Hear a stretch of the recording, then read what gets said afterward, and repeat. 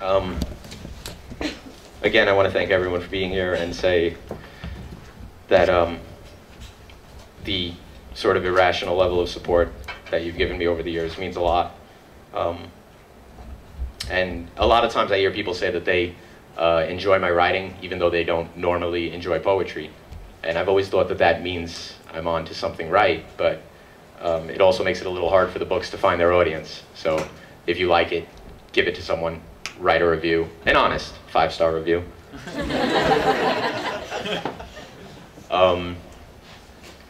And I talked a little bit about this night as a kind of return. And in a sense it is, because I'm hoping that it's a return to a more bold and ambitious kind of creativity. But it's a closing of a chapter. It's the putting away of toys, because this book is the third in a set. It's a more complete meaning. I started, as I said, with a collection called Raindrop Wings. And I think it was something of a blunt instrument. I kind of like that, though. It was a real punch in the face. And by the way, you guys that paid $15 for that, there was only ever 400 copies of it. So if me and Adam die in a fiery car wreck or something, you have that to look forward to. But the idea was simple, you know, of a raindrop with wings. It's falling, it's crashing to the ground, but it's doing it with intention and purpose. And I kept repeating the line, falling forever would be a lot like flying.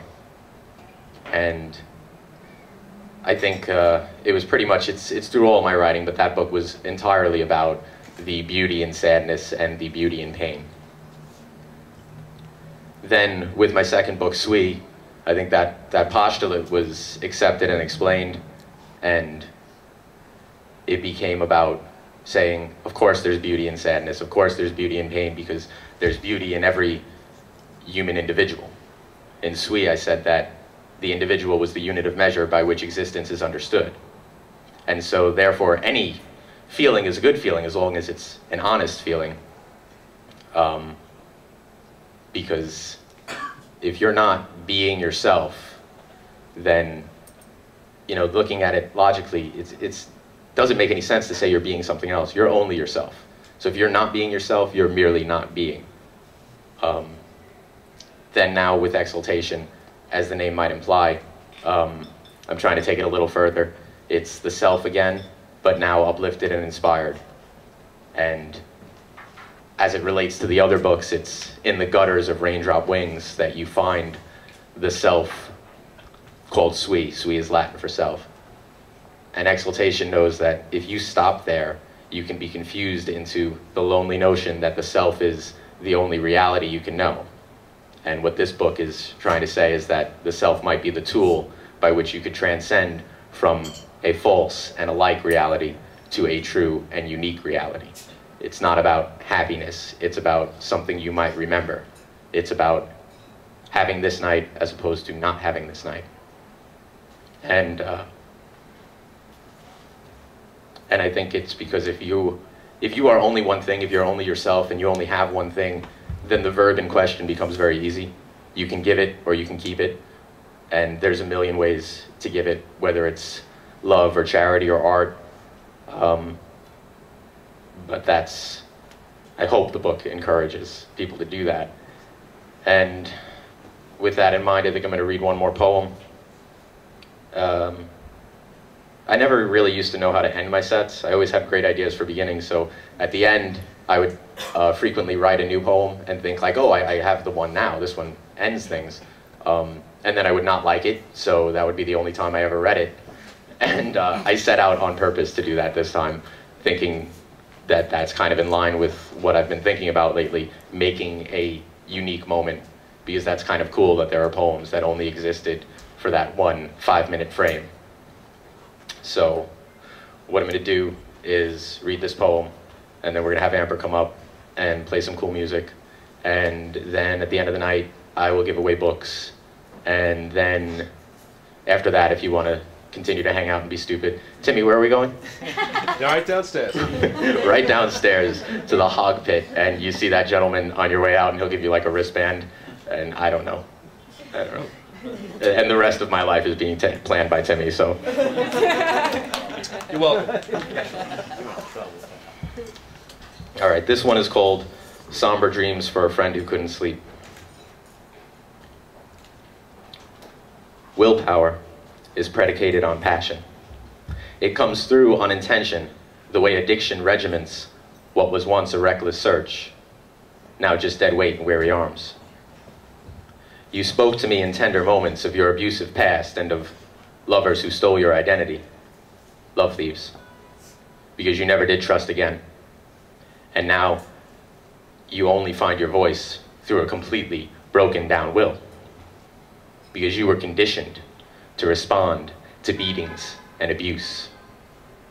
Defiantly, you began to relish the pop of flesh on flesh. It reverberates more than any weapon and sticks.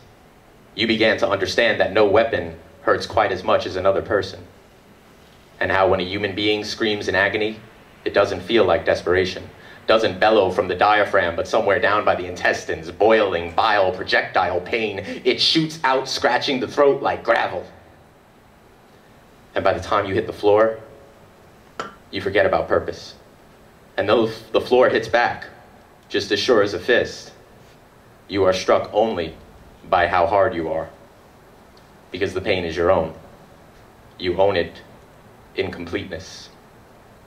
And there, in the pain, you walk through dark alleys on broken glass, because they don't clean those streets too often. And you stop to lift half-burnt cigarettes off the ground, your sensitive fingertips scraping the floor, and then you light the cottony burn of your death. And it is a slow burn, and it is a slow death. And now you smell the smoke clearly because you can't smell the air.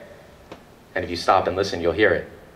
The pop of flesh, the agony of grown children screaming into pillows, being beaten by parents who live on that goddamn street. They live there. And here's something else you won't like listening to. But I don't think you ever meant to get drunk. Just sick and hungover. It's like you don't really like being high. You just don't know how else to crash. See, you only ever fight for the beating. But you don't have to accept it. And you don't have to accept it because you don't have to accept it. You don't have to accept it. You don't have to accept it. I woke you up that morning after you finally collapsed. And I picked you up off the street. Your words were dazed as they adjusted to the light. And you didn't know who I was. And then we sat there for a few tender moments, your soul sore and your skin hanging lifeless off its skeletal frame.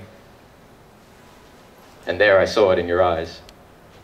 Make no mistake, several times I have seen the fear in your eyes. And if that makes you angry, then come at me. But I won't fight back. And I already forgive you. Understand this. When I left you, I had nowhere to go. And it was a beautiful spring day. I found a place in the city where the flowers grow wild, and that means that if you want, you can pick one, because they don't belong to anyone. You see, it turns out that you can be reckless in beauty just as surely as you can be reckless in pain. And there is no stain that can't be washed clean, no demon that can't be sent home. Just tell it to go. Tell them all to go, because you don't have to accept it. And I have seen the smiles of the recklessly beautiful, and they await you, and they want nothing in return. Willpower is predicated on passion. You don't have to understand beauty. You just have to want it. Thank you.